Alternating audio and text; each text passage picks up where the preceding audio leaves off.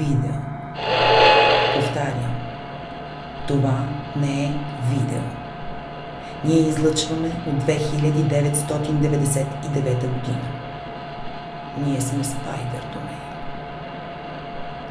Използвахме гравитационна вълна, за да променим магнитната повърхност на тази видеокасета, която в момента наблюдавате. Светът, в който вие живеете, ще изчезне през 2020 година. Обществото ви ще колабира през новогодишната нощ на същата година.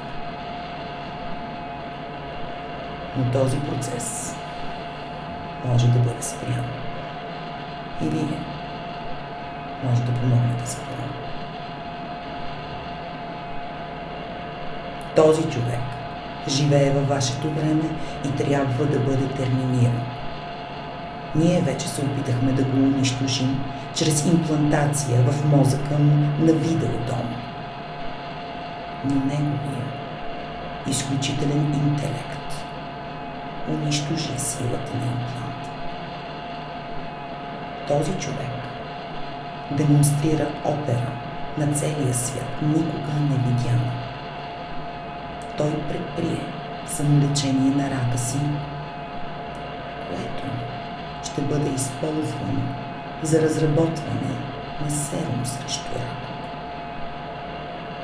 Постижението от неговото самолечение обаче ще има негативен ефект върху човешкия род, защото от него ще се възползва китайският изкуствен интелект. Те ще го развият на медиен ниво. Китайският изкуствен интелект ще декодира лек против рака, използвайки визуализации от процеса на лечение на този човек. Китайският изкуствен интелект ще се възползва от метода Айчин, за да преформатира данните от лечебния процес. Така, те ще синтезират мутирала ДНК клетка, която ще има силата да унищожава всяка форма на рак. Но това ще има катастрофален ефект. Безсмъртието, което ще настъпи, ще превърне човечеството в чудовище. Мъжете ще спрат да спят през 2050 година. Ще започнат да се възприемат като богове и ще се превърнат в най-голямото зло в космоса. Смъртта беше единствената спирачка за истинското лице на човешкият род.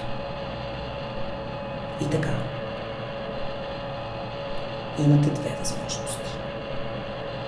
Или да спрете да злоупотребявате с естествената еволюция на човешката природа, или ние от бъдещето ще вземем най-сурови мерки, използвайки нашето лечение.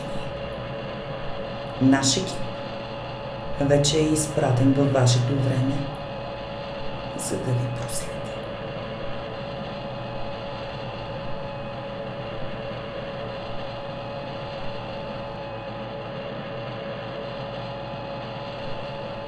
Дмитрие, тъй наш последен шанс. Ваше безсмъртие должен следва правилам Асимов.